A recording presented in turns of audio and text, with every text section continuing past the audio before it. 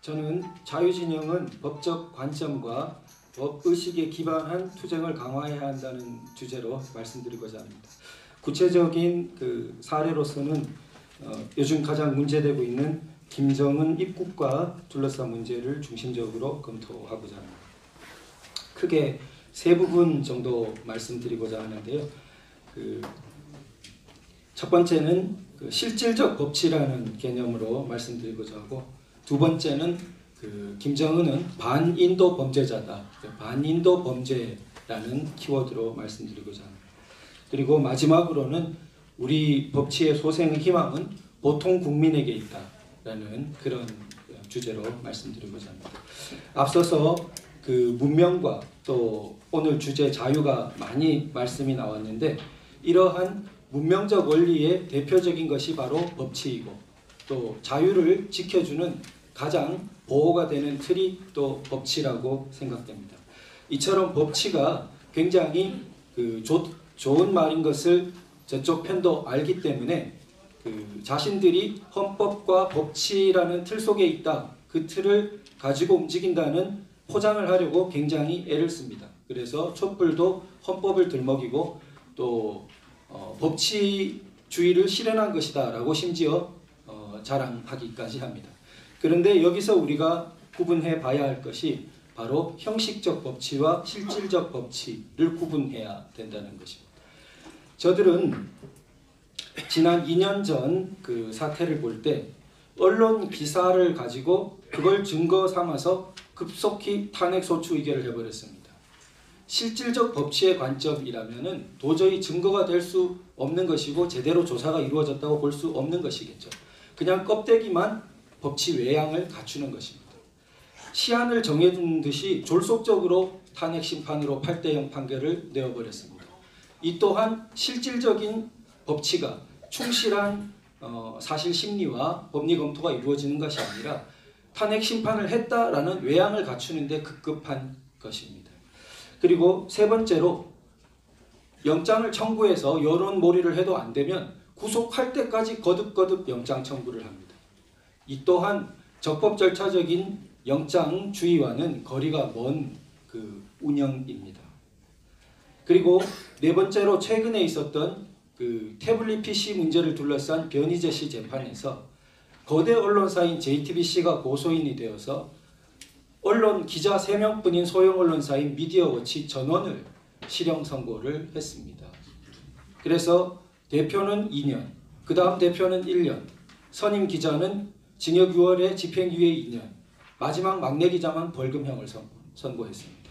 OECD 국가에서, 자유민주주의 국가, 세계 경제 10위권 국가에서 있을 수 없는 일이 벌어지는 것입니다.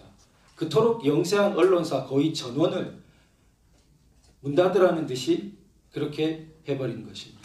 그런데 그 재판에서 유력한 가장 문제가 되는 태블릿 PC에 대한 카톡 내용을 보면 실소유자, 실사용자를 밝히기 쉬우니까 삭제된 흔적이 뚜렷하게 객관적으로 나와 있는 카톡 내용을 복원해달라는 감정 신청을 했으나 재판부는 받아들이지 않고 구속 만료 기간 며칠 전에 결국 쫓기는 듯이 선고해버린 것입니다. 실형으로.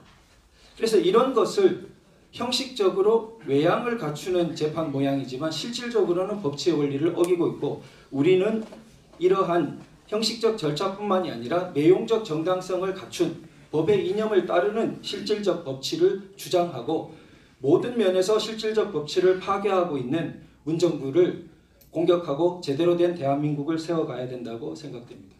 가장 현안적으로 문제가 되고 있는 김정은 입국 경우만 보더라도 도의적으로, 정치적으로, 이념적으로 반대해야 할 많은 이유가 있습니다. 그러나 우리가 굉장히 중시해야 될 것은 법적 관점이라고 생각됩니다. 김정은은 우리 국내 법상, 헌법 질서와 국내 제정된 실정법상 중형으로 처벌되어야 할 자이기 때문에 체포 처벌 대상인 자가 어떻게 버젓이 활개를 치고 다니냐, 그러면은 법질서 자체가 파괴되는 것 아니냐, 이런 문제를 우리가 정확히 제기해야 된다고 봅니다. 이 부분 자료집 54페이지를 한번 볼까 하는데요. 이 자료집 54페이지는 2007년도에 제가 지금 소개드리는 국제형사재판소 관할 범죄 등에 관한 법률, 약칭해서 국제형사범죄법이라고 하는 우리 엄연한 실정법이 제정되고 시행된 해입니다. 그때 노무현 정부 말기에 법무부 장관이 직접 법사위에 나와서 제안 설명을 하면서 2차례의 토론을 거쳐 통과시켰습니다. 이때 속기록에 남아있는 내용입니다. 그 중에 중간쯤 조순영 위원 하면서 보시면은 줄친 부분에 우리 대한민국 이외에 북한이라든가 어느 국가에서 이러한 반인도 범죄가 자행되고 있다는 그러한 물증이라든가 증거가 확보되고 그러면 이것을 기소하고 처벌하려면 어떤 절차로 들어갑니까? 하니까 맨 마지막에 보시면은 법무부 장관 김성호 장관께서 이런 범죄를 저지른 사람이 국내에 들어오면 우리가 기소를 해서 처벌을 할 수가 있습니다. 라고 명시적으로 이렇게 속기록에 기록되어 있습니다. 이게 국제형사범죄법은 특이하게도 외국인이 외국에서 외국인을 상대로 저지른 범죄라 할지라도 그 사람이 국내에 입국하는 즉시 국내 관할이 된다고 명시하고 있습니다. 형법으로선 예외적인데 왜냐하면 너무나 반인류적인 중대한 범죄이기 때문에 그러한 조항을 둔 것으로 설명되고 있습니다. 그렇다면 김정은은 전쟁 범죄와 반인도 범죄 두 가지의 대표적인 그 범죄자인데요. 자료집 58페이지 보시면은 우리 지금 국제형사범죄법 10조 사람에 관한 전쟁 범죄에서 1항에 보면은 그 국제법규에 따라 보호되는 사람을 살해한 사람, 이게 최근에 보면은 미군 문서에 의해서 공무원들을 평양으로 끌고 가다가 거기서 구덩이에 2,000명 학살한 증거가 발견됐습니다. 바로 이런 1항을 김일성 때부터 위반했죠.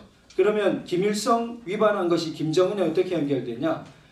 북한은 최고 지도자 차원에서 그것이 결의됐다고 COI 보고서도 이야기하고 자기들 원칙이 유일사상 체계이고 그 다음에 나아가서 종전선언 주체가 자기라는 듯이 얘기하기 때문에 그 책임을 피해갈 수 없다고 여겨집니다.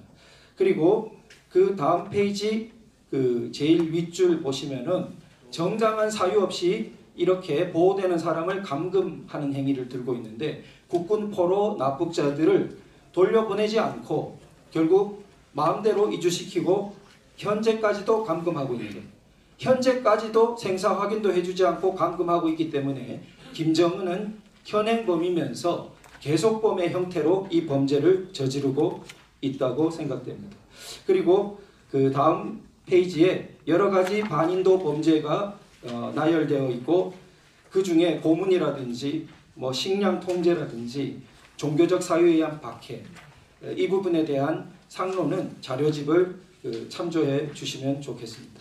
그래서 마지막으로 말씀드리면 2년간 법치 파괴 속에서 사법부의 독립까지 심하게 흔들리는 지금 과연 법치가 소생할 수 있는 희망이 어디에 있느냐? 저는 제도법만 보면 그 희망을 잘 찾아보기 어려울 것 같습니다. 특히 그 현역 중추적인 위치에 80년대 강하게 그러한 영향을 받은 분들이 많이 있고 그렇기 때문에 현재적으로 굉장히 난국이 있는데 대신 그러나 헌법과 법률이 여전히 버티고 있고 그들은 일단 개헌 시도에서 실패했습니다. 그리고 이 헌법과 법률이 길러낸 70년 체제가 길러낸 보통 국민들의 법의식과 그 양심, 저항의식은 여전히 남아있다고 생각됩니다. 오히려 이 보통 국민의 점점 더 깨어나고 조직화되는 법의식에 기반해서 대한민국의 실질적 법치를 소생시킬 수 있다고 생각됩니다. 감사합니다.